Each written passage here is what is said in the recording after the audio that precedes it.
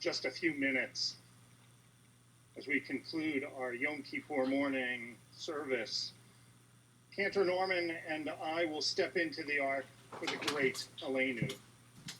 Unlike during every other Aleinu in our liturgy, on Yom Kippur, we will drop first to one knee, then the other, then bring our heads to the ground, and finally, our entire body will be prostrated before God. It is a humbling moment. It is a powerful moment. It is a deeply personal moment. A reminder that there is something bigger than myself in this world. It is also a voluntary act. Choosing to be reminded, choosing to lie face down, choosing to submit myself to a power beyond myself comes from the privilege of being able to live a Jewish life in a free country. Hashtag Jewish privilege. Growing up, I saw myself as privileged in the sense of being really lucky.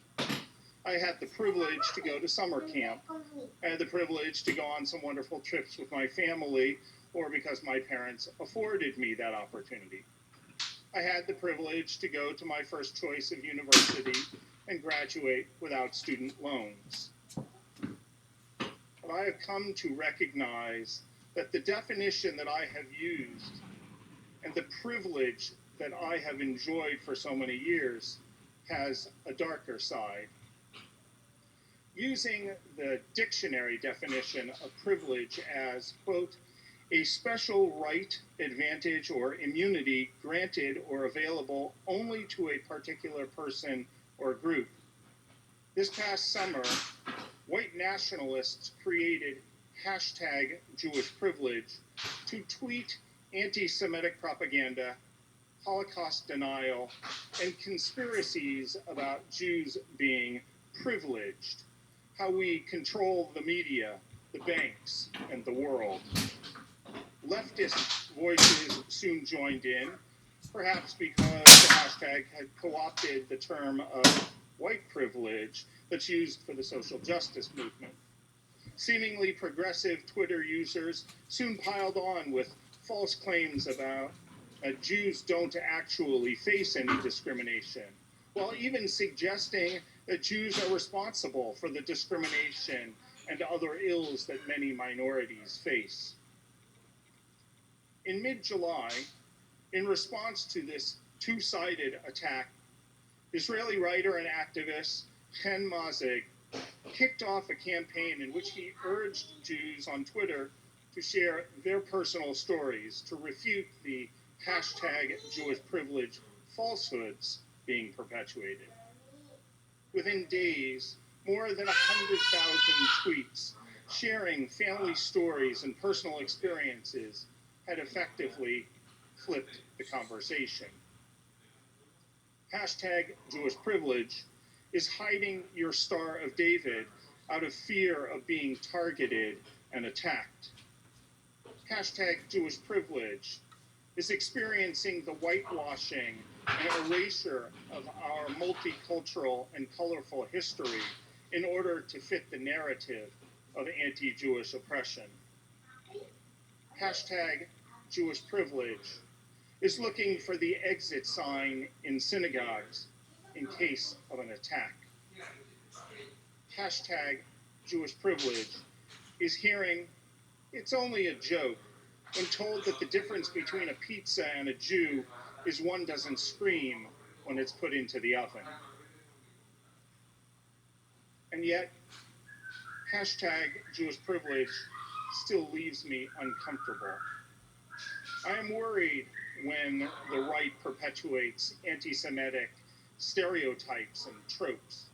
And I am angry when the left denies our humanity and identity by glossing over our present and past struggles and rejects us from the collective of minority groups.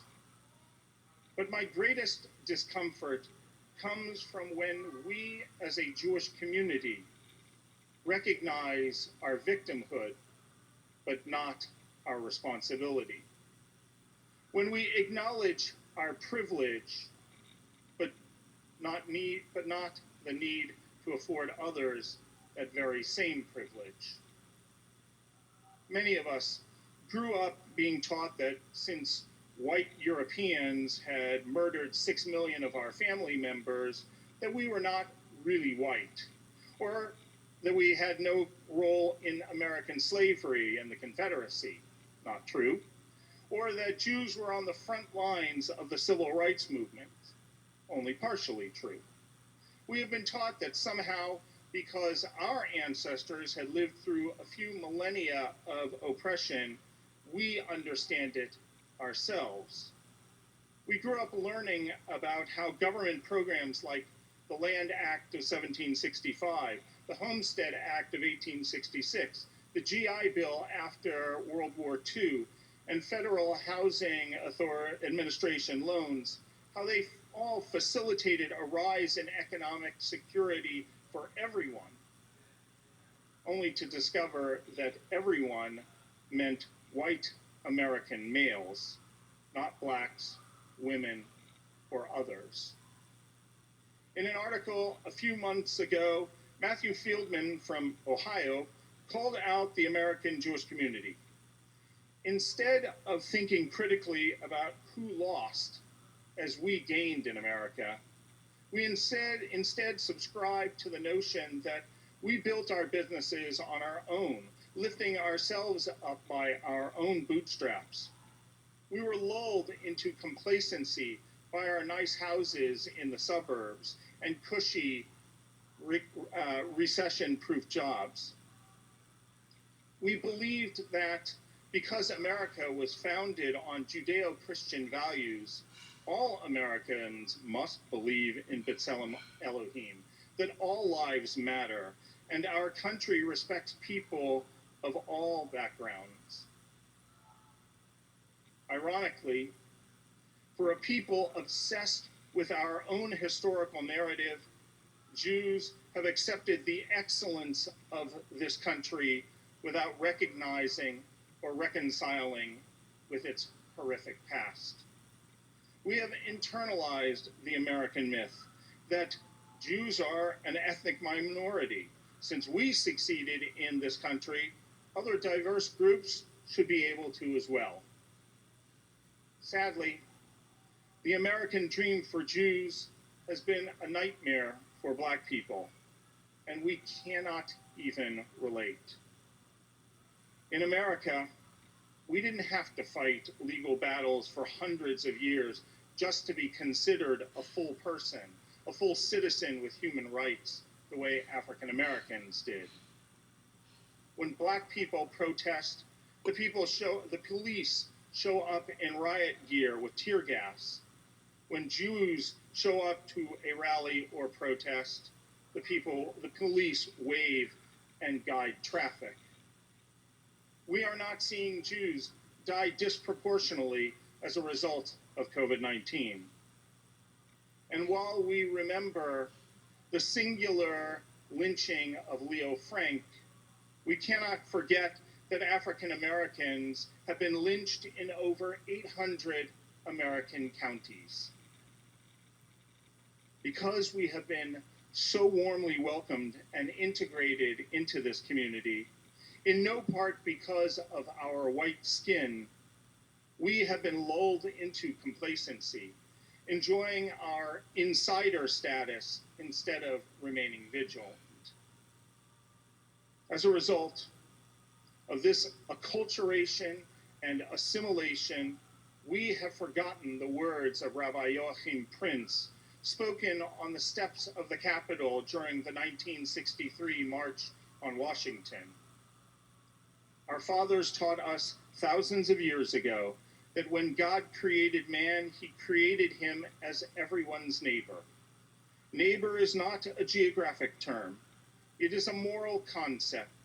It means our collective responsibility for the preservation of man's dignity and integrity. If #JewishPrivilege is admitting that we have indeed experienced privilege in a myriad of ways, we must take that privilege and use it for the betterment of all peoples. We must start within our very own community, where somewhere between 6 and 12% of American Jews are Jews of color. Go to Israel, and some demographers suggest that the majority of Jews in Israel are Jews of color.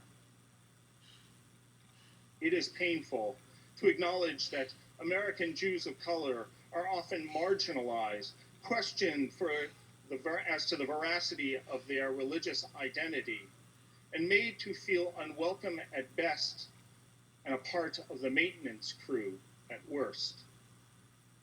If hashtag Jewish privilege is experiencing the whitewashing and erasure of our multicultural and colorful history in order to fit the narrative of anti-Jewish oppression, we must also accept that many Black people don't have that history, that many Black family trees stop after 4 or 5 generations due to slavery.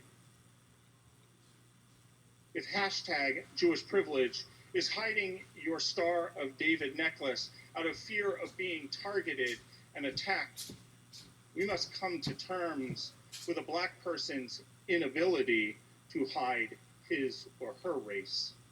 We must be outraged when Blacks are targeted or accosted in a store with the presumption that they have come to steal something. If hashtag Jewish privilege is looking for the exit sign in synagogue in case of an attack, it is our duty to help find exit opportunities for those who are stuck in neighborhoods that are rife with drugs and violence. If hashtag Jewish privilege is being told it is only a joke when told the difference between a pizza and a Jew is one doesn't scream when put into an oven, then our screams should be against the ovens of overcrowded and unair-conditioned prisons. We must admit that mass incarceration disproportionately affects Black and brown Americans. Mass incarceration is not a Jewish value. In fact, the only instance of incarceration in the Torah is when a corrupt Egyptian system unfairly jails Joseph as a result of the incident with Potiphar's wife, perhaps the very first unjust incarceration. If hashtag Jewish privilege is witnessing the majority of the world stay silent in the wake of anti-Jewish attacks, then we must not stand silent when those of other communities are being attacked. We have to recognize that the police, for all their good works serving Jewish communities and the wider community, and even protecting our synagogues on Shabbatot, have, in some cases, become instruments of subjugation within Black communities. That too many times when a Black person is prostrating himself on the ground, it is not out of personal choice, but from force, not out of humility, but out of fear. One of the areas where our privilege has benefited us the most is education. This year, we must place ourselves on a learning journey for ourselves, our multiracial community, and our collective future. We should seek to understand our own implicit biases more clearly. We want 21st century Jewish life to be the best that it can be, to fully include Jews of all races, ethnic backgrounds, sexual orientations, and gender identities.